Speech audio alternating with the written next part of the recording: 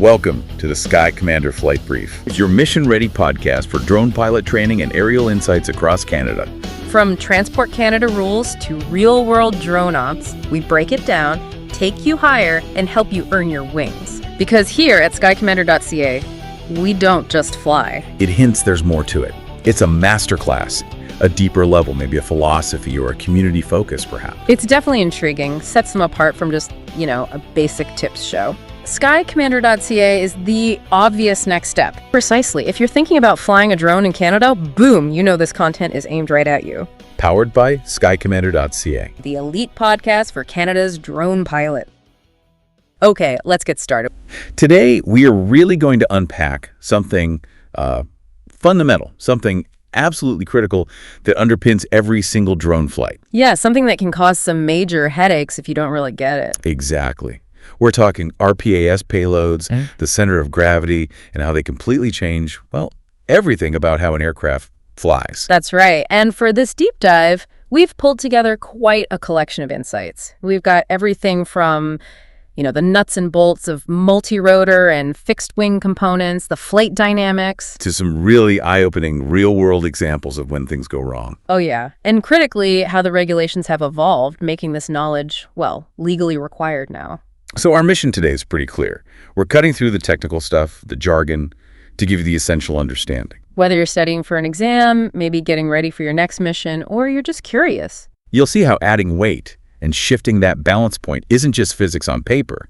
It directly impacts performance, safety, efficiency, and frankly, whether your drone stays in the air or ends up on the ground. Right. This deep dive is tailored for you, the learner, who wants that core knowledge without drowning in, all the unnecessary detail. Okay, so let's start with the basics. What is a payload, in the drone world? Good question. It's basically whatever the drone is carrying to do its job. Exactly. It could be a high-res camera for mapping, maybe a thermal sensor, LiDAR for inspection. Could even be a delivery package. Or just a GoPro for fun, technically. True, but what's really crucial, and what the sources we looked at really hammer home, is that it's not just the payload's weight that matter. No, it's more complicated than that. Yeah, its size, its shape, its exact location on the drone, and even how securely it's mounted, like does it vibrate on its own, all of that profoundly affects the flight. And that ties directly into the next big concept, center of mass or center of gravity, the CG. The balance point. Right. It's that single point where the total weight of the aircraft, including its payload, is perfectly balanced, like in all directions. Think of balancing a broomstick on your finger. You've got to find that one spot. Yeah, exactly that. And why is getting that point right so critical? Well, if the CG is off even just a little bit, the aircraft is fundamentally unbalanced. It's like trying to walk with, one shoe filled with lead. That's a good analogy. On a multirotor, the flight controller, the brain, has to constantly tell individual motors, spin faster, slow down. Yeah. Just to keep it level. It's fighting the whole time. And on a fixed wing? On a fixed wing, the control surfaces, ailerons, elevator, rudder, and the flight controls are constantly working, constantly making tiny adjustments to maintain the desired attitude and direction. It's inefficient. So, okay, what actually happens if the CG isn't where the drone's designed to balance? The sources gave some really clear consequences. They did. If the CG is too far forward nose heavy, the drone's going to be sluggish when you try to pitch the nose up. Makes climbing harder. Definitely makes climbing harder. Might even limit your top speed because it wants to pitch down. Okay, what about the other way? Too far back. Tail heavy. Now that's where it gets really interesting and honestly often pretty dangerous, especially for fixed wings.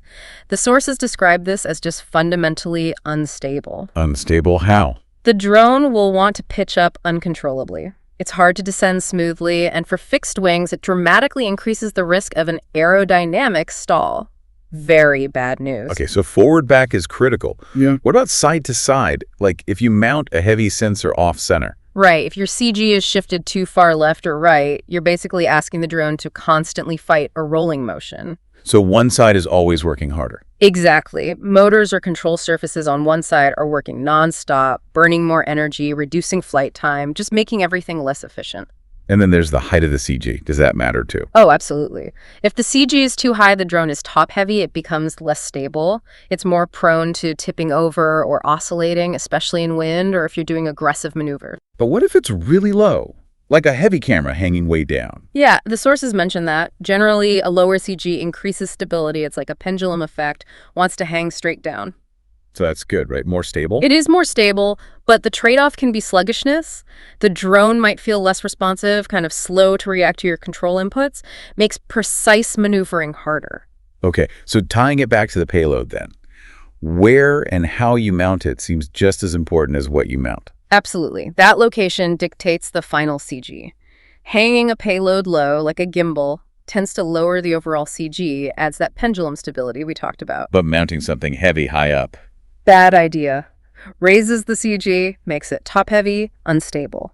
And like we said, mounting off-center wastes power and makes control difficult. Payload location is key. Okay, let's dig into the aircraft components themselves. How do they interact with all this payload and CG stuff? Well, the sources first draw that core distinction again. Multirotors versus fixed wings. How they fundamentally fly. Right, multirotors vary motor speeds for everything: lift, direction, attitude. While fixed wings need forward motion, need airspeed over the wings for lift, and use aerodynamic surfaces, ailerons, elevators, rudders to steer. Very different mechanics. And payload and CG affect both, but maybe in different ways. Profoundly, yes. Let's look at components common to both first. The frame or fuselage, that's the skeleton, right? Holds everything together. Exactly. The payload's weight adds stress the frame has to handle, and where that payload sits totally changes the overall CG of the whole structure. Plus, a bulky payload can mess with the aerodynamics, increase drag. Makes sense. What about propulsion? Motors, propellers? That's the drone's engine. More payload weight means the motors just have to work much, much harder. Draw more power to get the lift or thrust needed. Which means shorter flight times. Directly, less endurance. And the sources explain things like motor KV rating, how fast it spins per volt, and prop size and pitch. They're all chosen very specifically. Optimized for certain payloads and missions. Precisely. For the right balance of lift, speed, efficiency. Change the payload dramatically, and that optimization might be gone. Okay, now for fixed wings, you mentioned control surfaces are critical. Hugely critical. A shift in CG dramatically changes how effective they are. Like the elevator on the tail, if you're tail heavy... You said it gets too sensitive. Way too sensitive. Tiny input, big reaction. And even the tail design itself, standard T-tail, V-tail, affects stability and control. And that behavior changes completely depending on where the CG is. What about the flight controller? The brain? The brain has to work harder too. It uses sensors like the IMU, that's the inertial measurement unit, detects tilt and movement if the CG is off. It's constantly correcting. Constantly sending commands to motors or servos just to stay stable. And the sources warn if the CG is too far out, the controller might just struggle. It might not be able to compensate. Leading to oscillations. Or worse. Yeah, frustrating oscillations, maybe loss of stability if the control gains how aggressively it reacts, aren't tuned for that specific weight and balance. And the power system. Battery, fuel. Simple physics there. Heavier payload needs more energy. Batteries drain faster. Fuel gets used quicker. Endurance goes down. But you can use the battery position to help with CG. Absolutely. The battery is often heavy enough that operators can shift its position slightly fore or aft to fine-tune that balance point. It's a common adjustment technique. Okay. Landing gear and payload mounting. Landing gear adds weight and drag, usually less critical for CG unless it's a really big setup. But the payload mounting, super important. It must be solid, secure, hold the payload exactly where it needs to be, no wiggle room. That sounds like something the regulations might care about. Oh, they definitely do. We'll get to that. It's a recurring theme. And lastly, for fixed wings, the wings themselves. Primary component for fixed wing, obviously. They generate the lift. Their size, shape, aspect ratio, how long and skinny they are determines efficiency. Heavier payload means the wing needs more lift. Right, which usually means flying faster or at a higher angle of attack. Both can increase drag, reduce efficiency. The wing design dictates how well it handles weight and achieves endurance. So, summing that up, multirotors kind of brute force stability with motor adjustments. Yeah, power through it. While fixed wings rely much more on their aerodynamic design working with the airflow, and that interaction is super sensitive to the balance, the CG. You got it. That's the core difference in how they handle these forces. Okay, this is making sense conceptually, but let's make it real. The sources shared some actual scenarios, right? Lessons learned the hard way. They did. And these really drive the points home. They're not just theory. This is what happens out in the field. I remember this first one, a pilot doing a roof inspection. Swapped a standard camera for a slightly heavier thermal unit on a multi-rotor. Seemed minor, right? Yeah, thought it was no big deal, didn't check the CG, but in flight, the drone started showing this subtle but persistent forward drift. So it was slightly nose-heavy. Exactly. The pilot was constantly correcting, pulling back slightly, which meant the rear motors were working harder all the time. Overloading them. Yep. Got an ESC warning, that's the electronic speed controller, manages motor power, and had to bring it down immediately. The lesson. Even small payload changes need a CG check. It matters. Wow. Okay, here's another multi-rotor one. Someone needed a wide view for a LiDAR survey. You know, the laser scanning sensor. Heavy sensors, those. Yeah, pretty hefty. And they mounted it off to one side of the drone, didn't add a counterweight. Lateral imbalance. Big time. The drone was constantly trying to yaw to the right, fighting that off-center weight. The autopilot was struggling. You could see oscillations. And the data. Useless. The sensor wasn't stable enough. Really shows how bad lateral CG shifts are. Symmetrical mounting is almost always the way to go. Okay, a fixed-wing story now. A mapping drone. To balance a payload way back in the tail, they put the battery too far aft. Trying to shift the CG back deliberately. Right, but they overdid it. Made the drone tail heavy. Which we said is unstable. Incredibly. The result was super sensitive pitch control. The tiniest stick input made it climb like crazy, got into a scary near-stall situation. Yikes. That really underscores how dangerous tail heavy is for fixed wings. High stall risk, very unstable. Precision CG placement is non-negotiable. There was a fascinating one with an experimental cargo drone. Package hanging underneath on a line. Ah, the dynamic load problem. Exactly. During the final descent, the package started swinging, pendulum effect. But this meant the actual CG of the whole system was moving around in flight. Dynamically shifting balance. Yeah. The drone lost its stable hover, became uncontrollable, had to do an emergency manual catch. Wow. And the sources use this to illustrate two things. Moving payloads needs serious engineering, and crucially, CRR's 901.27, the regs, actually prohibit ops where the CG shifts outside safe limits during flight. Good point on the regs. Let's park that for a moment. Another example, cold weather.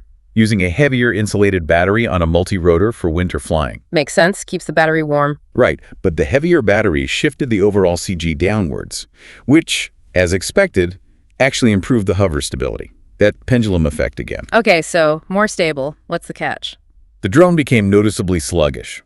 Slow roll, slow yaw response, made the precise close-up inspection work much harder. Ah, the trade-off. Lower CG adds stability, but can kill agility. Need to understand what your mission needs. And one last one, really stark. Fixed wing, custom camera, 3D printed mount. Sounds potentially iffy already. Well, during a turn, the camera shifted just slightly within the mount. Moved the CG aft just a tiny bit mid-flight. Oh no! Tail heavy suddenly. Instantly. Triggered this oscillating pitch nose, bobbing up and down like crazy. Led straight to a stall and a crash. Just from a slight shift. Wow. Yeah. And the sources hammered this point. Even minor payload movement can cause loss of control. And they explicitly linked it to CAR's 901.24 payloads must be secured, period. These examples are powerful. Check CG even for small changes. Lateral shifts kill stability. Tail heavy is super dangerous for fixed wings. CG height affects handling. Dynamic CG is risky and potentially illegal. And secure your payload. It's not just good practice, it's the law, and it prevents crashes. Exactly. And these incidents also lead naturally into thinking about, okay, which type of aircraft is right for which job? Multi-rotor or fixed wing? That's a constant question. When do you use which? Well, multi-rotors, as we know, excel where you need vertical takeoff, landing, and hovering. Like detailed inspections. Perfect for it. Wow. Power lines, cell towers, building facades, wind turbines, stacks, anything vertical or needing close, stationary viewing. And they don't need much space to operate. Right. Tight urban spots, even off a ship deck. Anywhere you can't have a runway. Okay, so fixed wings? Fixed wings need that forward airspeed, can't hover. But they are vastly more efficient for covering ground. Long distances, large areas. Exactly. Pipeline patrol, huge farm mapping, environmental surveys, wildlife tracking, inspecting long corridors. That's their sweet spot. And much longer flight times, typically. Oh, yeah. Significantly longer endurance and range. We're talking maybe 1-2 hours for a fixed wing versus 20-40 minutes for many multirotors carrying a similar sensor. Big difference. So, rule of thumb. Long linear or large area, think fixed wing. Detailed inspection, tight space, hover needed, think multi-rotor. That's a pretty good starting point. But there are operational differences too. Like needing a runway, or at least a clear launch recovery area for fixed wings. Definitely. Planning that airspace is key. And they won't just hover home if something goes wrong mid-flight. They need to fly back. Multirotors have that rotor strike risk, though. Exposed props near obstacles or people. True. Different risk profiles. And emergency behavior differs too. Fixed wing might glide on power loss. Multirotor usually comes down much faster, less controlled if power is totally lost. What about performance trade-offs? Yeah. Endurance clearly goes to fixed wing. Payload. It's nuanced. Multirotors are often better for lifting heavy things, but usually only for short ranges due to that endurance limit. While fixed wings can carry lighter sensors or payloads much farther for longer. Right. And wind handling. Multirotors can fight wind well to hold position at low altitude using motor power. Fixed wings are generally better at penetrating wind when cruising at speed. One more thing. Redundancy. Good point. Hexacopters, octocopters, 6 or 8 motors can often lose one motor and still fly, still land safely. Most small fixed wings are single engine, if that quits. You're gliding. So that redundancy is a big factor for certain critical ops, like flying over people where you need that extra safety margin. So it's really crucial not to think one is just better. They're different tools. Fundamentally different tools for different jobs. You can't just swap them easily, and a multirotor simply can't do what a fixed wing does for large area coverage due to those range and endurance limits. Okay, so we understand the physics, the components, the aircraft types.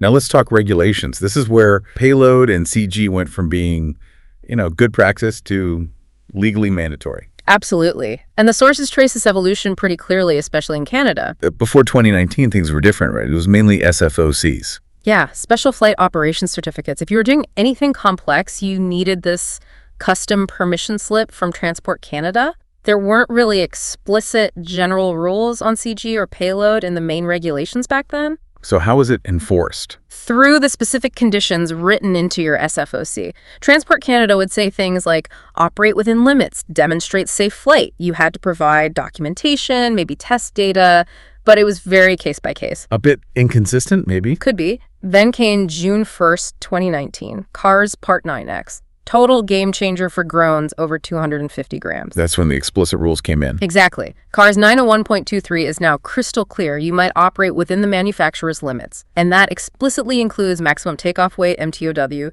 and center of gravity limits. So it's illegal now to fly overloaded or outside the CG range. Full stop. Full stop.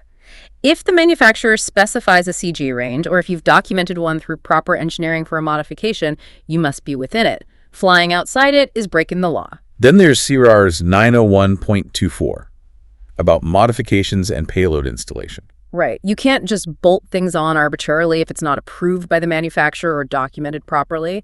And crucially, the sources emphasize this implicitly means the payload must be secured. Because an unsecured payload is essentially an unauthorized, unsafe modification. Precisely. If it shifts, it violates the configuration aspect. So securing payloads falls under 901.24. And finally, CR's 901.27, the performance rule. Yeah, this is the safety catch-all. Your aircraft must have sufficient performance takeoff, climb, control, landing for the conditions you're flying in. So if your payload or bad CG makes the drone sluggish, unstable, unable to climb properly, then it doesn't have sufficient performance, and Yeah. flying it violates 901.27. It's deemed unsafe. So since 2019, the enforcement has gotten stricter. Transport Canada expects more. Definitely. They've clarified things, like emphasizing CG and weight checks are needed before every single flight, not just occasionally. Every flight, even just swapping batteries. That's the expectation, yes. And dynamic CG shifts, like that swinging cargo, basically prohibited unless you've done serious engineering and testing to prove it's safe under 901.27. More documentation needed too, especially for advanced ops. Increased expectation for documenting payload configs, CG calculations, especially for advanced operations, BVLOS, or getting an RPOC operator certificate.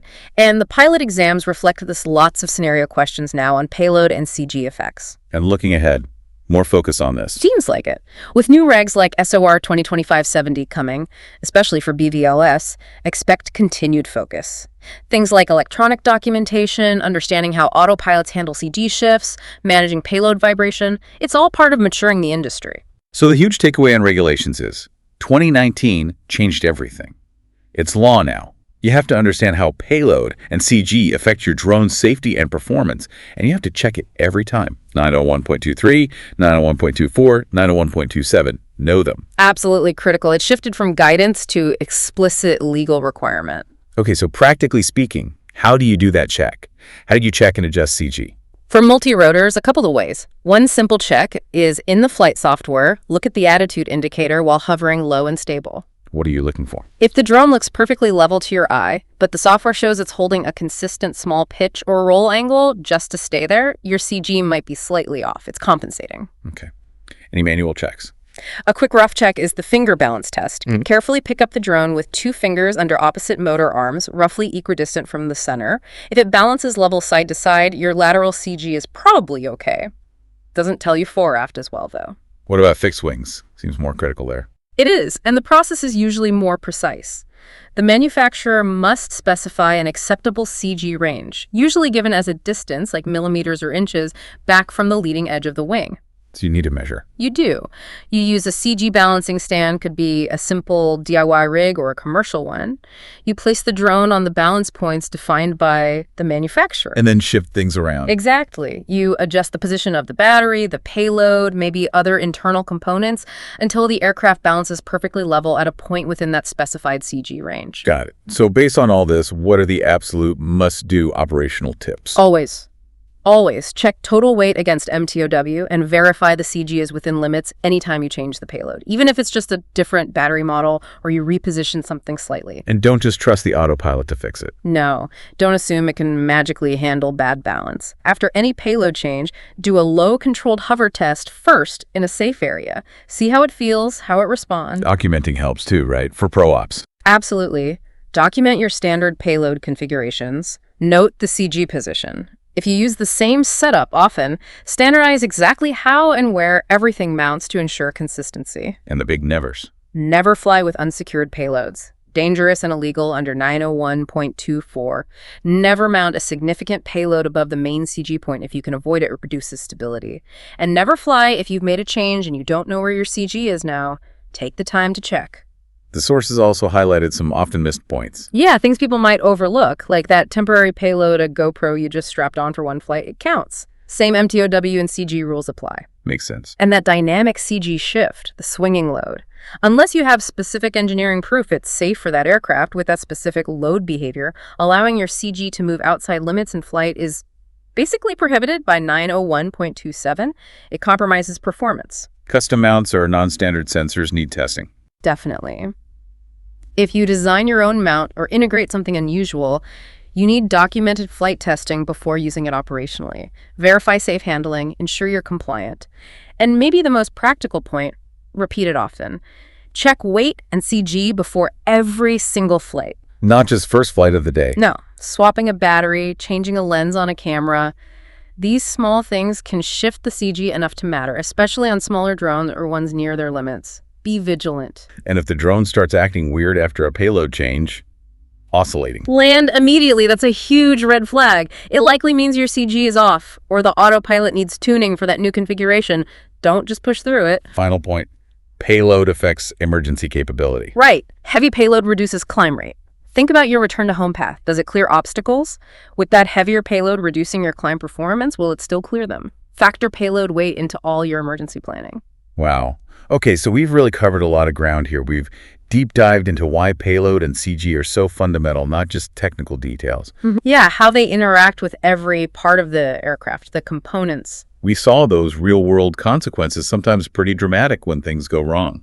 Compelling examples there. We contrasted multi-rotors and fixed wings, their strengths, their weaknesses, how they handle payloads differently based on the mission. And crucially, we traced how the regulations evolved, making this understanding, this active management of payload and CG, a clear legal requirement now. It really shifted from just being a good idea to being the law.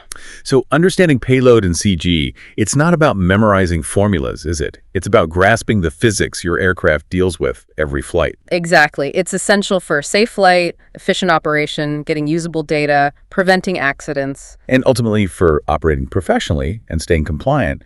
It's what separates, casual flying from professional operations. Definitely. It's core knowledge. So as we wrap up this deep dive, here's something to think about.